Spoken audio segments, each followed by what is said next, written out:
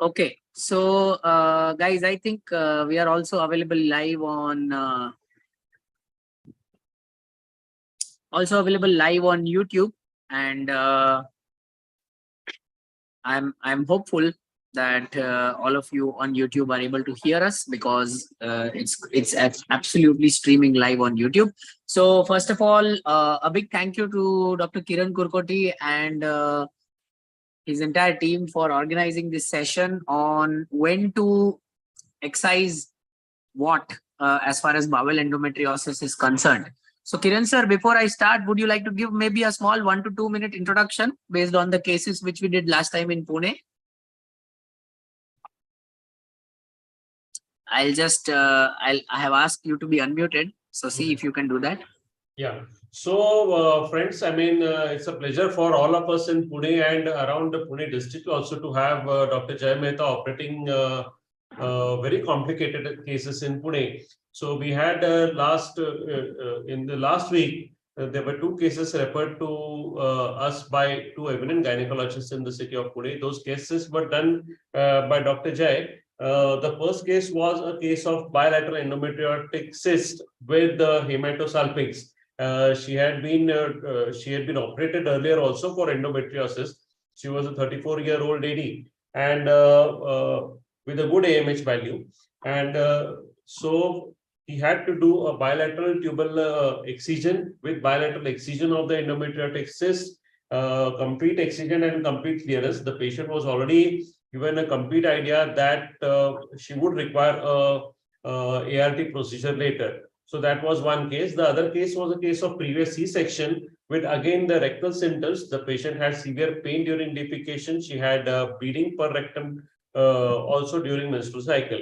So again, she had a bilateral kissing ovaries, classic case of endometriosis with dense bladder adhesions. As a matter of fact, the bladder was pulled up to the fundus also, and with, of course, the rectal adhesions. So in this particular case, Dr. Jay has done the bilateral excision of the endometriomas. Number 1. Number 2, complete rectal shaving, complete rectal clearance, bilateral ureterolysis also. So both these patients went home on the second day itself. They are doing fine. They are now back to their respective gynecologists for the further management. So I think these were the 2 cases last time, and we have about 4 cases lined up on, I think, 20 July. Again, referred to us by eminent gynecologists in the city of Pune. So I think that's all in all. And Jay, can you elaborate now on the indications of which patients to do rectal shaving, discoid resection, and resection aneurysms? Yeah. Also. Yeah, definitely. So guys, thank you so much. See, bowel endometriosis is, first I want to tell you 2 things.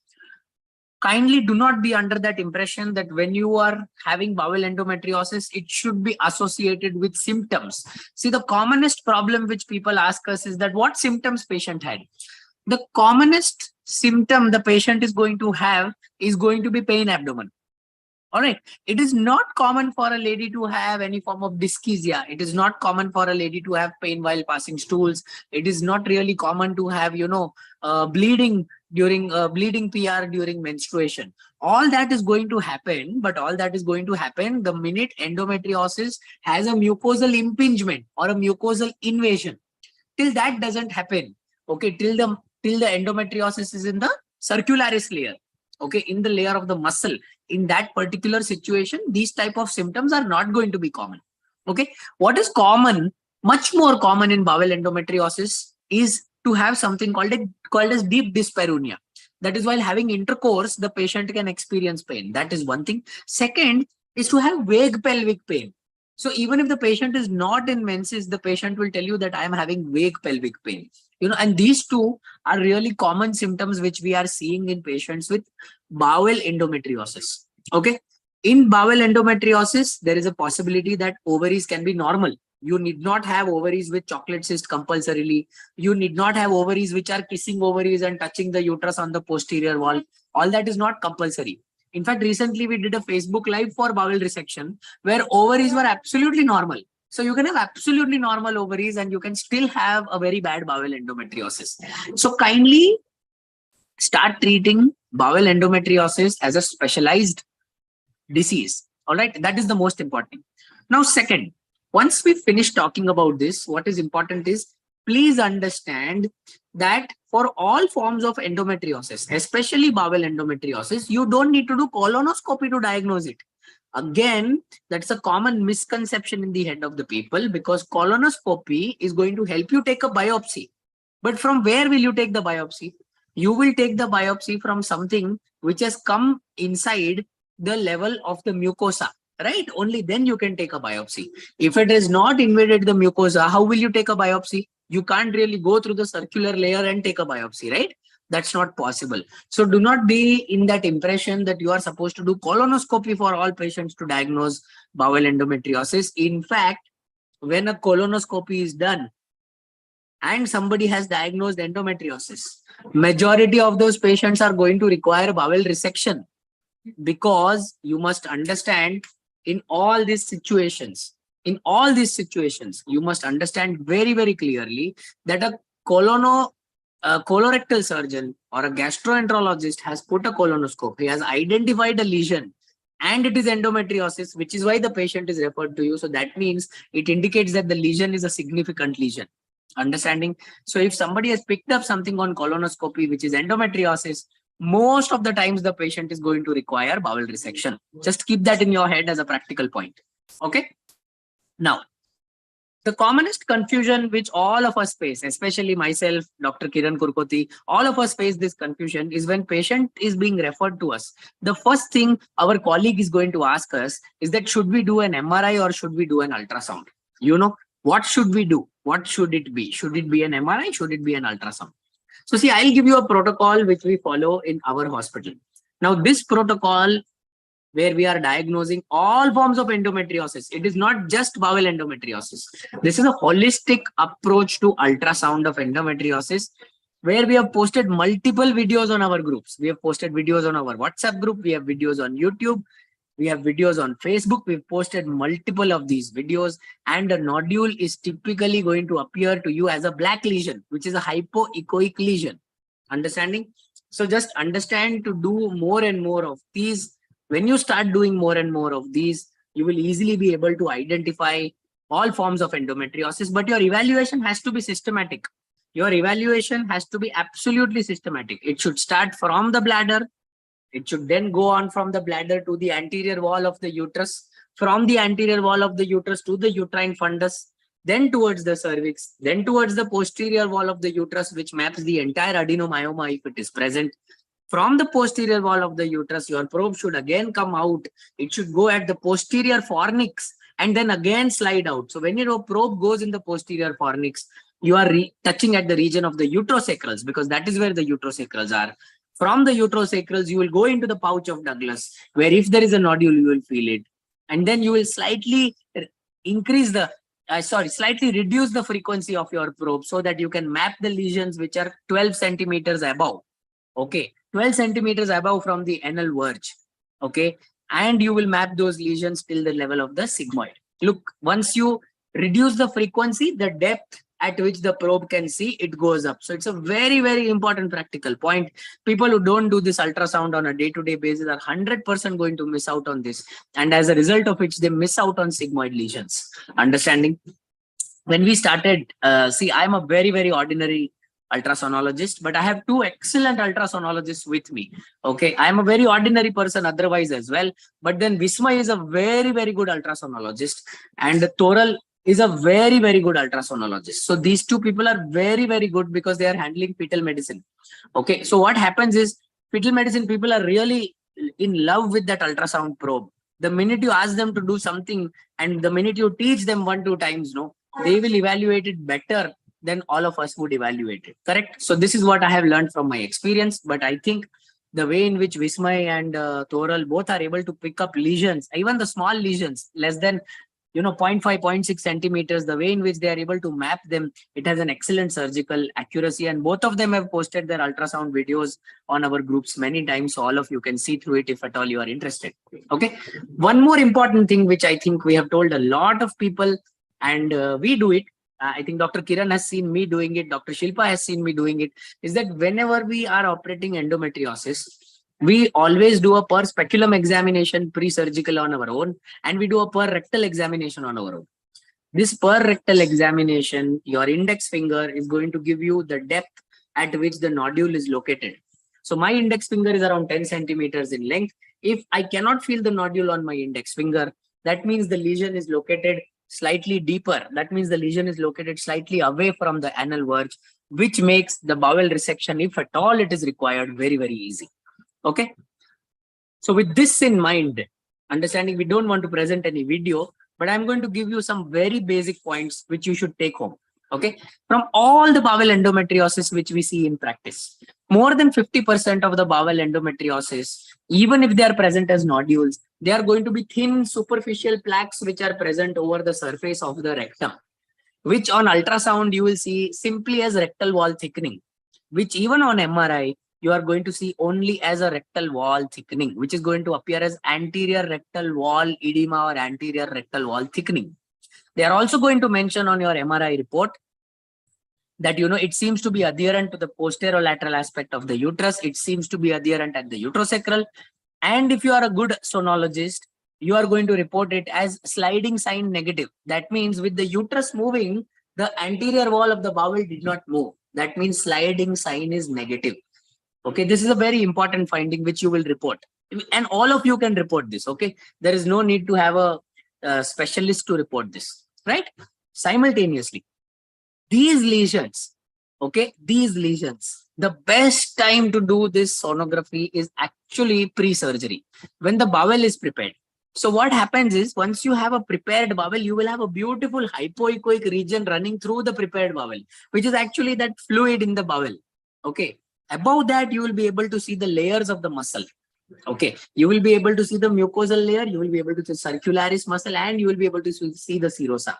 If you want to go really in the depth, if your probe is straight, just rotate the probe. If you rotate the probe by 90 degrees, your sagittal view on the ultrasound will change into a coronal view. It's so simple, right? And in that coronal view as well, you will be able to identify the circumference of invasion. Okay, it's a very, very important point for all of us to understand when we are planning bowel surgeries. And remember, all this is done on ultrasound. Huh? You don't need MRI.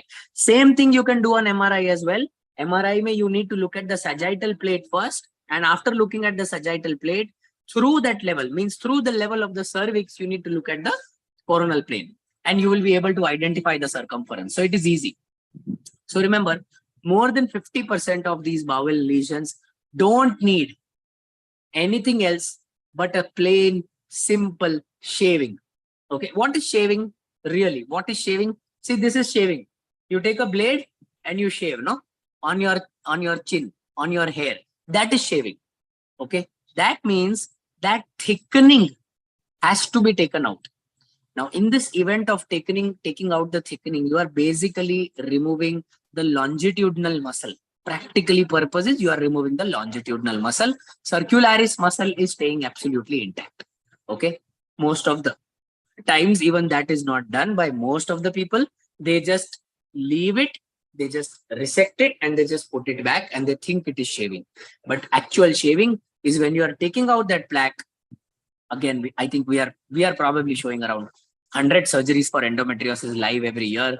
Every alternate surgery has some or the other rectal shaving which we are doing. If you go through the videos on Facebook or on YouTube, you will understand shaving is just removing of that plaque. A lot of times, shaving is also going to get extrapolated along with peritonectomy in removing that thickened peritoneum which is present over the rectum. Okay, and which is very, very easy to do. So there is no rocket science in it. It is very easy to do. You don't need to put a rectal probe anywhere. You just need to hold the rectum and take it out.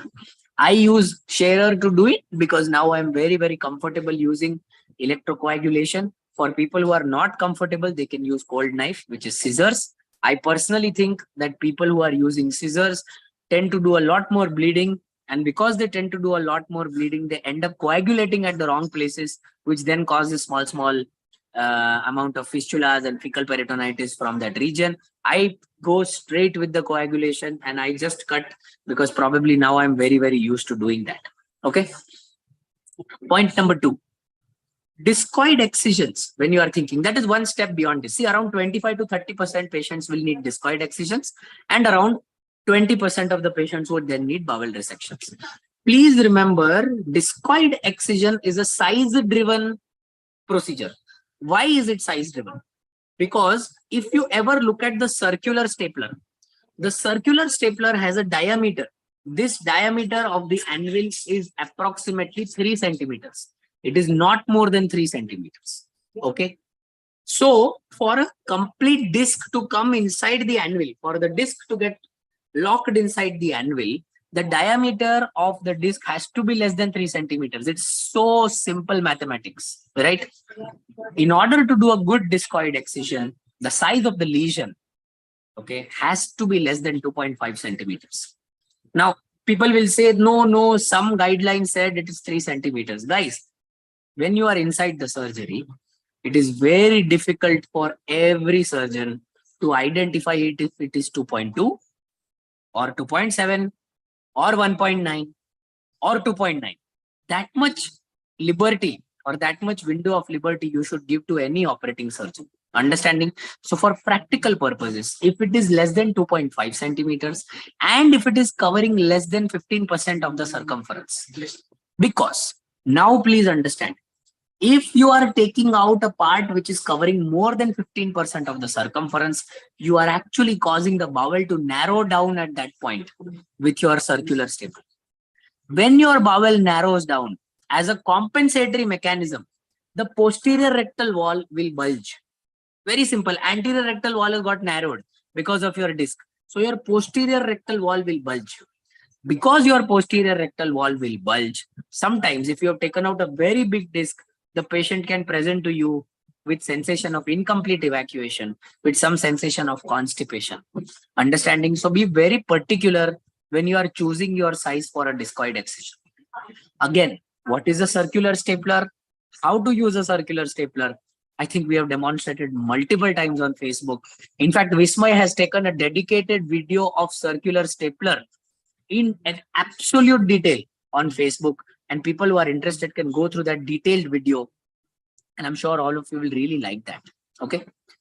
When to do bowel resection? Any lesion more than 2.5 centimeters, any lesion involving more than 30% circumference. Very simple.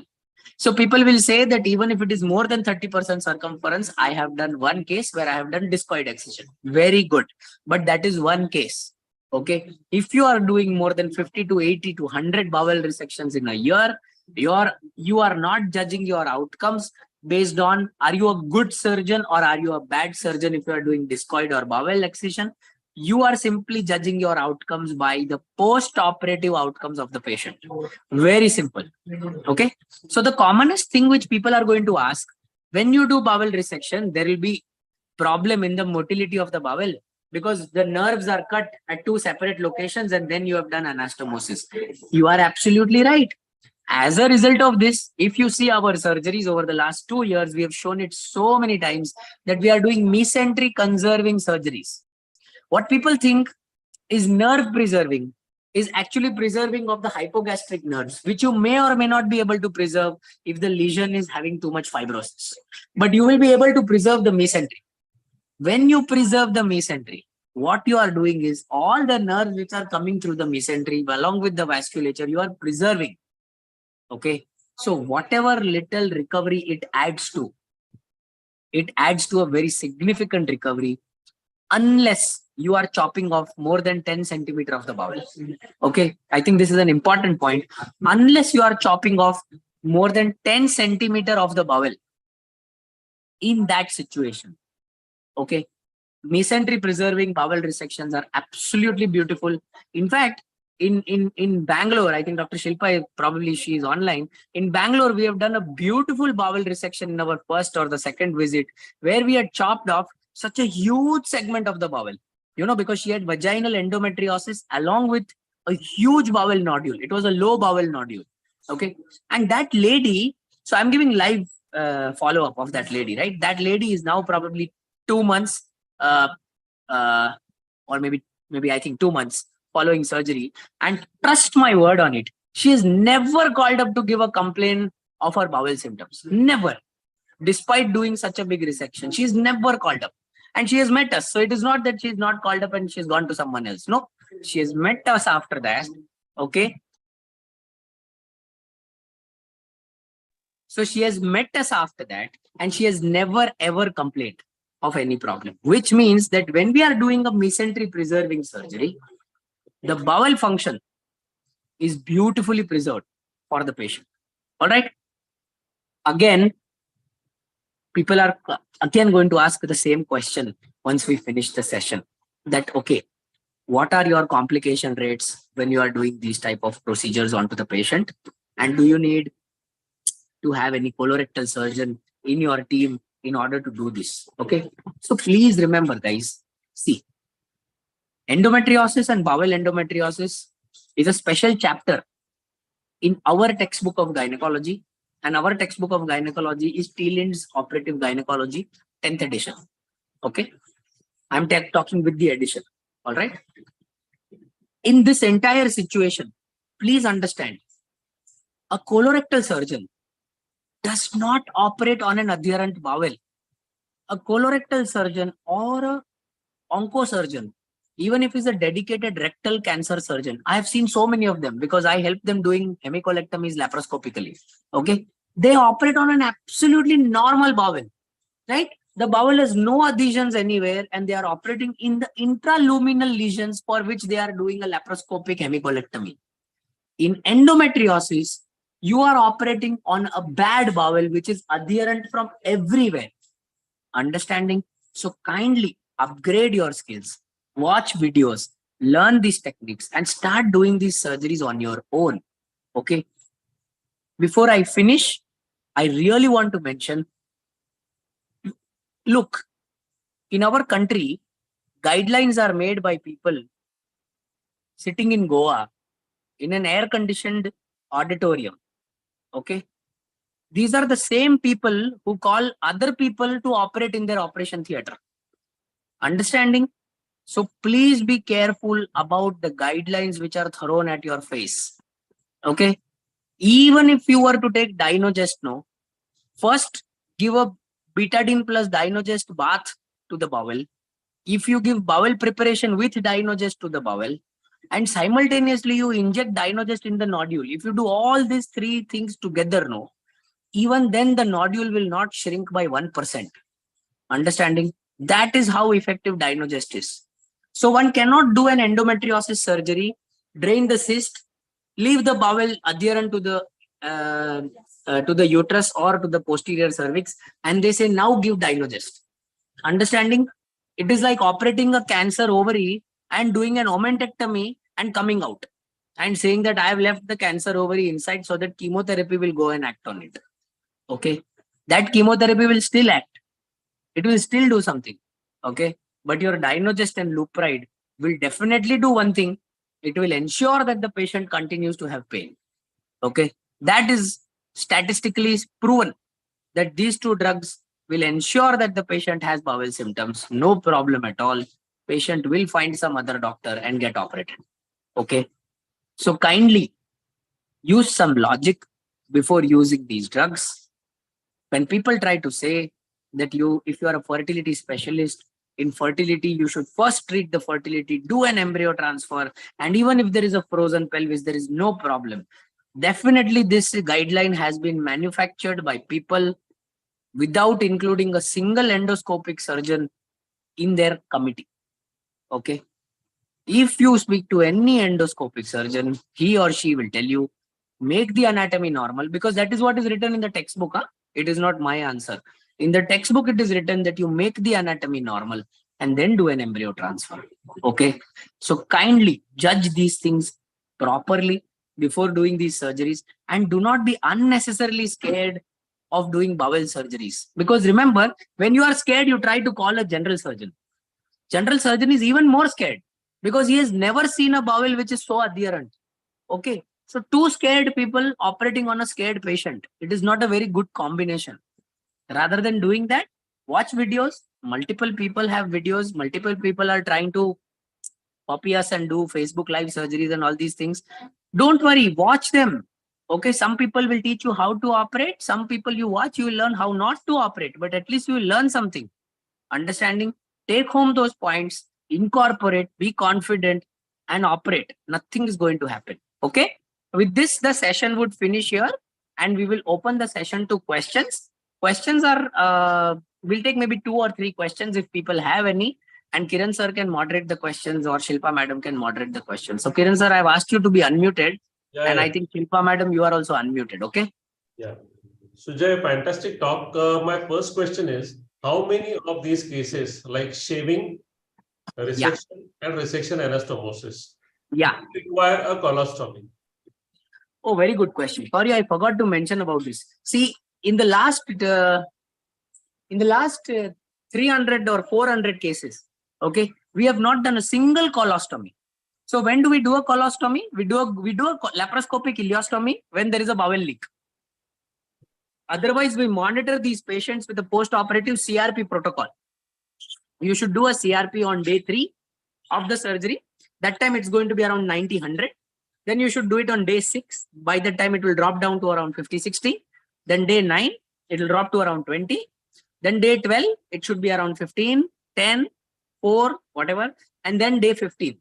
So after day 6, day 9, day 12, day 15, if any of this CRP value is more than 80, 90, 100, that is an indication to at least counsel the patient for a diagnostic laparoscopy.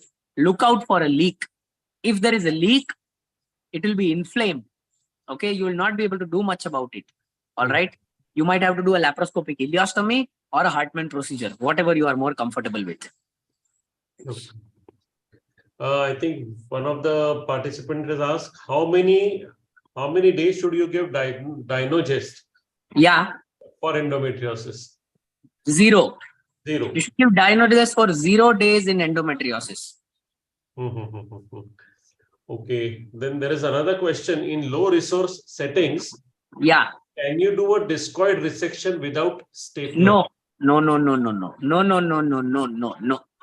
a manual discoid resection and suturing with barbed linen. So when you take a manual discoid resection and you suture with barb, the biggest problem that you are doing to the bowel is that you are doing a single layer or at max a double layer suturing. Okay. With the disc, what is going to happen is it is going to allow anastomosis to occur at 3 separate planes. If you look at the stapler, it has 3 staple lines running around. Okay. So the integrity with the stapler is absolutely fantastic. I mean, there is no way in which there is nothing called as low resource setting. You can't really prove that in the court of law. So the court will simply tell you why you operated in a low resource setting. You should have taken the patient to a high resource setting. So you can't really say such things in the court. Okay. So in the shaving, I have never seen you use interseed. So I don't think there will be additions post-op and... I'll tell you why there will be no additions. Because even if you do shaving or resection anastomosis, you are joining the normal serosa to the normal serosa. Correct? And a normal serosa doesn't get adherent. Yeah. It's only an endometriotic serosa which goes and gets adherent, not a normal serosa. Okay. So that bowel resection, I think, have more problems of forming fistulas. And so how do you counsel these patients who have nodule in the lower bowel, wherein you can feel? See, if the lesion is less than 5 centimeters, so if you can feel it immediately as you put your 2 phalanxes, in my finger, if till the second mark, if I can feel the nodule, okay, those type of patients, we are definitely going to counsel for a simultaneous ileostomy. Okay, a simultaneous ileostomy. If we think that the length is more than 5 centimeters achievable, then it is like doing a low anterior resection, which is common. If it is ultra low, so we have demonstrated 2-3 cases where the nodules are ultra low, just 3 centimeters, 4 centimeters away from the anal verge. In that situation, apart from ileostomy, it is very important to counsel them about continence.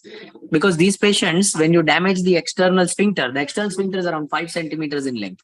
So when you damage the external sphincter, patients may have flatus incontinence at the end of the surgery if you are very, very low. So that is something which you have to tell the patient. Okay. There's another question. Do you do suturing after shaving? No, no, Do you no suturing after interpose shaving. it with omental? Do you interpose it with Absolutely no role. No role. See, the bowel has a beautiful vascularity. You don't need the omentum to be repositioned over the bowel. The bowel has unbelievable vascularity. You can't do that. Okay, fine. Another question is, in case you accidentally open the lumen while shaving, Yeah. what do you do? Then either you take a disc over it or you suture with silk or barb or whatever. If it is an accidental injury, then it is just like any other accidental bowel injury.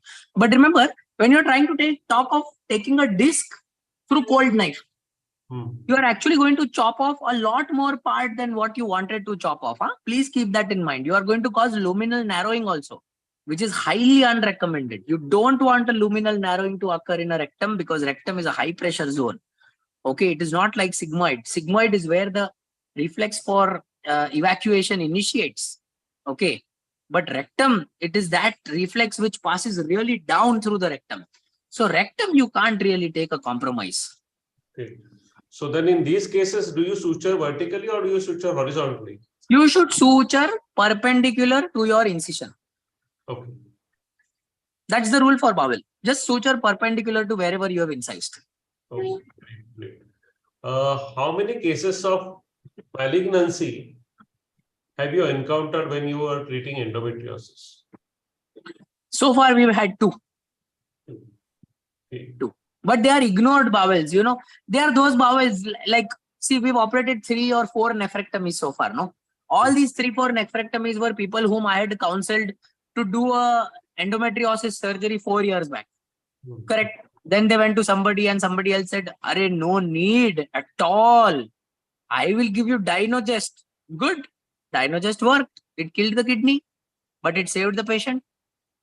Correct. So it becomes a silent kidney, no? And then ultimately the patient has to do a nephrectomy, which is really, really sad. Okay, great. We didn't know about this, this part of Dynogest. Anyway, unmarried patient. Yeah. You have treated her for endometriosis.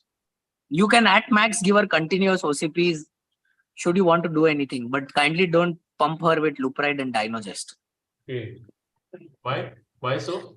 See, most of these unmarried girls, no, when you are treating them with endometriosis, they are going to have double endometriosis. They are going to have bowel along with ovary. They are going to have ovary along with ureter. They are going to have bowel ureter ovary. They are going to have a nodule in the parametrium. Something is going to be present. It's a very aggressive disease when it occurs to young women. Okay. In that type of situation, even if you do complete peritonectomy, right till the level of the promontory, we actually go around 2 centimeters higher to the promontory and then 2 centimeters parallel to the external iliac vessels. Okay. In that situation, what happens is there will still be some microscopic deposit of endometriosis which is remaining inside the ovary. There could still be some microscopic deposit which is remaining over the serosal aspect of the uterus. You know, you may coagulate, but you may not be able to coagulate everything. In those type of patients, giving continuous OC pills is a good thing, because when you want to give continuous OC pills, you are suppressing that stromal tissue down. You don't want to give continuous OC pills and you are somebody, you know, who is a woman's right activist, and you don't like to give continuous OCPs in the name of side effect, then you give combination of letrozole plus registrone. Okay, letrozole plus registrone is the same. It is anti-estrogen, anti-progesterone. Okay, OCPs is also the same. All of them work in almost the same mechanism, but you can do that. But you might have to give something, especially because these girls have multilocular ovarian endometriosis. So letrozole plus registrone, how do you give? What is the dose and method? Letrozole 2.5 every alternate day, registrone daily, 10 mg. If the lady is sexually active, then you can put in Mirena, so that Mirena keeps on releasing progesterone, and you can give letrozole every alternate day, at least for 3 to 4 months. Okay. Didn't know that. When do you start with liquids or oral fluids after a discoid shaving or resection? 6 hours, 8 hours maybe. 6 to 8 hours is enough. Okay. See, the biggest problem is bowel. In bowel is not giving food. No, ask Shilpa madam, she'll tell you the first time we did bowel resection at her place, she did not eat food for 12 hours, but the patient was eating in 8 to 10 hours. You know, that is because what typically happens, the biggest problem with bowel is not food. The biggest problem with any bowel is distension. Try and understand. Okay. Now, when you have paralytic ileus, the bowel is going to get distended. When do you have a paralytic ileus? The most common reason to have paralytic ileus is either lack of food or an electrolyte imbalance. Both of them are going to occur if you keep the patient NBM. Unless you have really supplemented the patient with electrolytes, and see, in routine gynec practice, how frequently do we as gynecs give pot chlor to people? I think we give pot chlor once in a year, okay, as gynecs. It's reverse. We do keep people NBM post bowel resections. It is not that I am an idiot and I want to start people on food. We do keep them NBM when we are doing HIPEC, because in HIPEC there is chemotherapeutic drug which is existent over the staple line. Understanding? So even after the staple has been taken, the anastomosis is done, we think that there could be some amount of necrosis which can happen, and that necrosis can be picked up immediately. We don't want that necrosis to go into peritonitis because there is no peritoneum in HIPEC. Understanding? We've removed the peritoneum. As a result of which those patients are kept NBM. But there we are supplementing them with 100 cc of pot chlor in a day. Okay. Which we are not doing routinely in gynecology. We don't do it. Because we don't do it, we are scared. Okay. Now, any specific agent that you use for bowel preparation just prior to such surgeries? I am using Excelite, sir. You're using Excelite? Yeah. Okay, fine. Now, in unmarried girls, what is the duration of giving OC You can give it for 9 to 12 months, then break for 3 months, again 9 to 12 months, again break for 3 months. That's okay. 3-month break is enough after 9 months. And what about Letrose and Registron? 3 to 4 months, and you should give 1 to 2 months break. Again, give it for 3 to 4 months if it is indicated. Dr. Shilpa, any questions from your side? No, sir. No, sir. I'm done. I think we have covered almost everything. Audience, I mean, we have almost covered everything. You were supposed to talk, yeah. If you cut the blood supply of endometrioma after drainage and coagulate the infundibulopelvic ligament in adherent cases and give progesterone for 3 months, does it help? I didn't understand this question here. I have never tried anything like this. What the doctor means is, you cut the blood supply of the endometrioma after the drainage and coagulate the IP ligament. Yeah, so the ovary will become non-functional. Oh, I mean, yeah, I've never done this. Anyway. Yeah, I think that's about answer. Okay, so I think if there are any further questions, people can ask on WhatsApp. Yeah. Thank you. I think we had 200 people. So thank you so much for joining. This session is also live on YouTube. And Kiran sir, you can give concluding remarks and then we can stop. Thank you so much. As a matter of fact, very fantabulous talk by you, Jai. And for the record, we have different centers all over India. Practically, Jai is covering, he's a pan-India surgeon with no geographical boundaries, what I think. We have a group in Pune where there are about more than 1,000 gynecologists who are active. Dr. Shilpa is heading the Bangalore group. Dr. Padmapriya Vivek is heading the Chennai group. Dr. Baldwa is heading the Solapur group. And Dr. Sarkar, he is heading the Agra group. So, so all of you are most welcome to join any of these groups. In case you are not on this group, just ping a message to Jai or to myself or to Shilpa or anywhere so that, you can join our groups. And we are all open to all kinds of suggestions, and these groups are highly academically oriented groups with lot of videos by Dr. Jai. So that's about it. Any other queries? We are open for discussions, criticisms, opinions, everything. Thank you. Thank you. Thank you. Great.